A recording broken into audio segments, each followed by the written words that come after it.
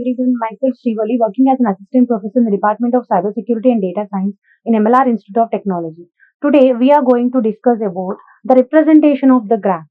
So, in the previous session, we have seen what are the in degree and out degree vertices and how to find out even or odd degree vertices.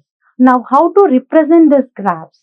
So, in terms of whatever it may be, so how you are going to represent the graphs that we are going to see in this session. So, first, representation of the graphs. So, we can represent these graphs in adjacency matrix and incidence matrix also. Let us see here how to represent this in the view of adjacency matrix representation. So, let us suppose here I am going to consider, let us assume G V comma E. So, G is nothing but one graph, V comma E means vertex and edge. It be a simple graph with n vertices ordered from V1 to V1. So let us suppose I have some vertices V1 to Vn I am considering.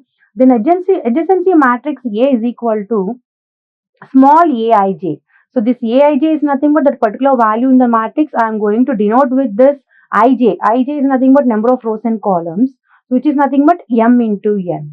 So this particular aij is equal to 1. So when it will become this aij is equal to 1? When vi is adjacent to vj.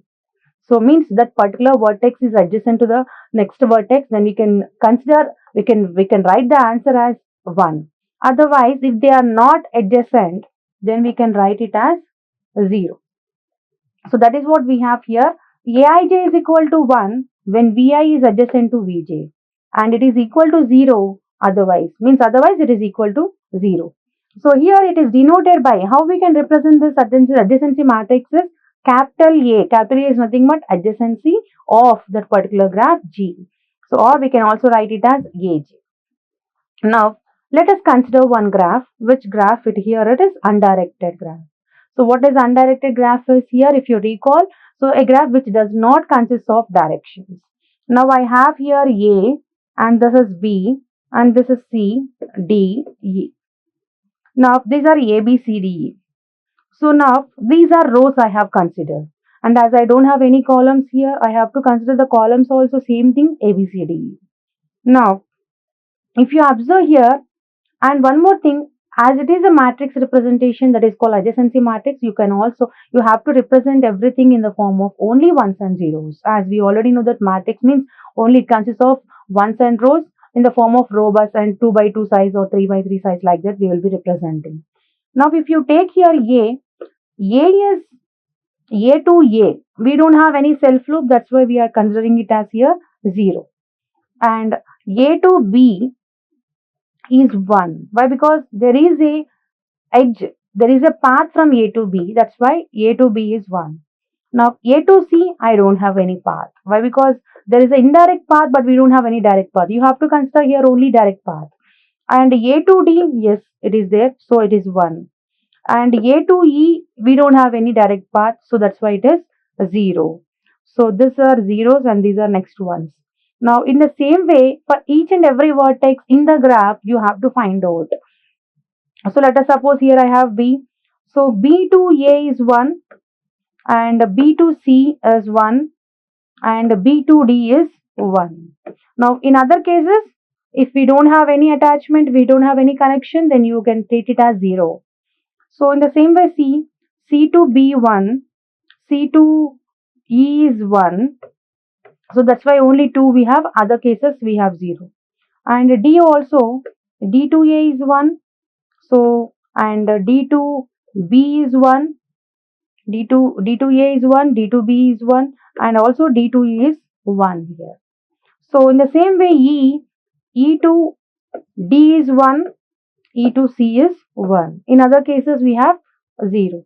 So like this, you have to represent. Why? Because we are taking as 1 is A is adjacent to B, B is adjacent to C. So A is adjacent, as A is adjacent to B, as A is adjacent to D, then only in these cases we are taking 1. As A is not adjacent to C, and even A is not adjacent to E here, as even A is not adjacent to A, we don't have any edge here. So that's why we are considering it as 0. So like this, we need to find out for each and every vertex, whichever the vertices are adjacent to that particular vertex, then only we can consider it as 1.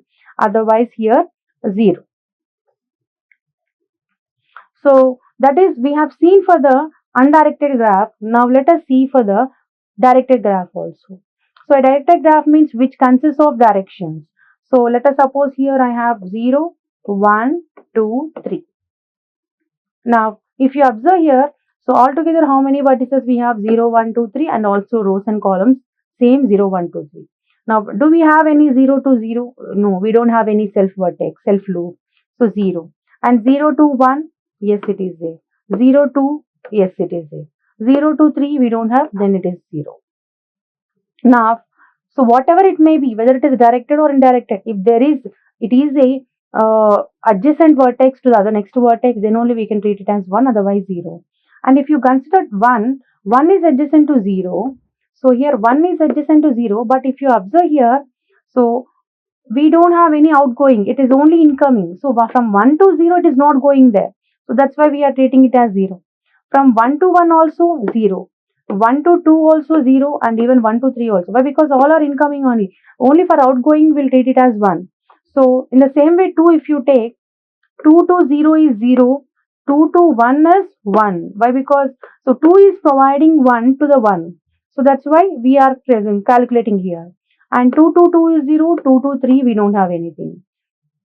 So for 3, so 3 to 0, 0, 3 to 1 is outgoing. So yes, we are treating it as 1. 3 to 2, 3 to 3 is 0 only. So for the undirected graphs, what is the difference between undirected and indirected graph in terms of adjacency matrix representation is, so for undirected graph, whatever it may be, if there is adjacent, we are treating it as 1, otherwise we are 0. But whereas in the directed graph, if there is an outgoing, then only we can count it as 1. Otherwise, in all the cases of rest of the cases, we can treat it as 0. So in the same way, we have adjacency list also. So what is adjacency list here? So one way to represent a graph with no multiple edges is to use adjacency list which specify the vertices which are adjacent to each vertex of the graph. So what is here is, here I am considering one graph 0, 1, 2, 3, 4. Now I am considering in the form of, I am just seeing in the form of the list, I am representing the data also in the form of a list. So that list we can call it as adjacency. Why? Because side by side list only we are considering. So let us suppose 0 here I am taking. So 0 is adjacent to 1, yes, and 0 is adjacent to 2, 0 is adjacent to 3, 0 is adjacent to 4. As 0 is adjacent to all other 4, so we are writing in the form of the list in boxes we are representing 0 to 1, 1 to 2, 2 to 3, 3 to 4. Now if you take 1, so 1 is adjacent to 0, 1 is adjacent to 3. So, and 1 is not adjacent to 2 and 4, so I cannot write it here. The same way here, let us consider 2, vertex 2. So here 2 is adjacent to 0, 2 is adjacent to 3, 2 is adjacent to 4 except 1. So in the same way here, if I go for the vertex 4, 4 is adjacent to 0, 4 is adjacent to 2, and 4 is also adjacent to 3 except 1. So this is like how you will represent in the form of here list. So next we have incidence matrix. So what is meant by this incidence matrix? So let G be a graph with n vertices. Let us suppose here I am representing one graph here. So with how many vertices here? N vertices.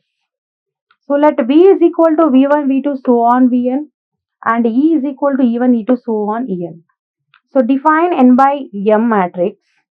So Ig is equal to Mij m into n, where Mij is equal to 1 when Vi is incident with E, 0 otherwise.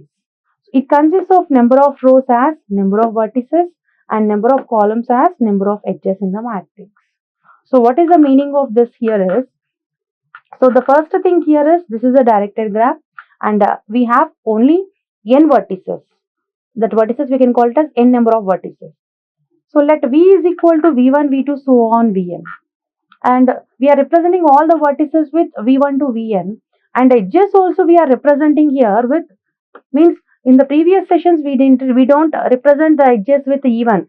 So here we are representing, why? Because we are checking that vertex is incident with how many edges. Now here So E is equal to E1, E2, so on En. Define N by M matrix. Ig is equal to Mij M into N, where Mij is equal to 1 when Bi is incident with E, otherwise 0. So it consists of number of rows as number of vertices. So which is nothing but all the vertices we are considering it as number of vertices, and number of columns as number of edges. So now if you observe here A to E1. So now if you observe A is incident with E1, that's why 1. A is also incident with E2, y. A is also incident with E3, but it is not outgoing, it is incoming. So for the incoming, we are considering it as minus 1. In the rest of cases here, we don't have E4, E5, E6, E7, E8. That's why all the cases are here zeros. Now in the same way, you consider B. So B is incident with E1, but it is incoming, that's why minus 1. And B is outgoing with E4, that's why 1. And B is outgoing with E6, that's why it is 1 here. So only in these three cases we are getting 1 and minus 1, as it is incidenting with only those particular edges here. In the same way, if you go for C, C is incident with E2, but it is incoming. So that's why C is incident with E2, 0, minus 1, as it is incoming. C is incident with E5, outgoing, so you can treat it as 1. And only these two we are having, rest of all cases are here zeros. So next we have the vertex D. So D is incident with E5 minus 1, and it is also incident with E4 minus 1. It is incident with E7, but it is 1. Why? Because it is outgoing. And it is also incident with here E3 outgoing. That's why here E3 is 1. And it is also self loop here, the same, but it is not ingoing or outgoing. So we can consider it as 0 here. D is next. It is incident with E7, but it is outgoing. That's why we have 1. E8 is also we have here. So it is incident. It is a self loop we are having. So we can treat it as it is 1. As it is outgoing or ingoing, we can treat it here it is 1. In the same way, if you go for E vertex, so E is incident with, so E6 incoming 0, minus 1. It is again E7 also minus 1. And again in all the rest of the cases, we are considering it as 0 here. So in this way, you have to find out the incidence matrix. So this is for directed graph, and now if you check, this is undirected graph also. So let us see here. So this undirected graph we can check here only for just in terms of 1 and zeros. So let us suppose V1, V2, V3, V4, and here E1, E2, E3, E4 here. Now V1 is adjacent with E1, E2, E3. That's why we got 1. Now V2 is adjacent with only V1. That's why 1. And V3 is adjacent with V1 and V4. And V4 is adjacent with V1 and V3, which is nothing but E3 and E4. So that's why this is like how you have to find out. Again for the directed graph, so here, so for the directed graph, we will have directions here. So that means you'll get the answer in the form of 1s, zeros and minus 1. So here I have taken V1, V2, V3, V4 and again E1, E2, E3, V4. Now V1 is incident with E1, but it is incoming, that's why minus 1. And it is also incident with E2, but it is outgoing, that's why 1. And V1 is incident with E3, outgoing 1. So in the same way V2, outgoing only we have, so V1, E1 is 1. So next to V3, E2 is 0. So here V3, E4 is 1, V3, E2 is minus 1. So in all other cases, next we can take it as 0 here. So V4, E3 is minus 1, V4, E4 is minus 1. Why? Because all are incoming only, no outgoing here. And in the remaining cases, we can consider it as 0 here. So what we have discussed today in this session is, so how to represent the graphs in terms of matrices. So if the graph is given, so by using that graph, how to represent it in the matrices. As we know that matrix always It consists of in the form of rows and columns, and we can represent in the form of zeros and ones. And in this matrix representation also we have two types, that is adjacency matrix representation, and also we have adjacency list representation.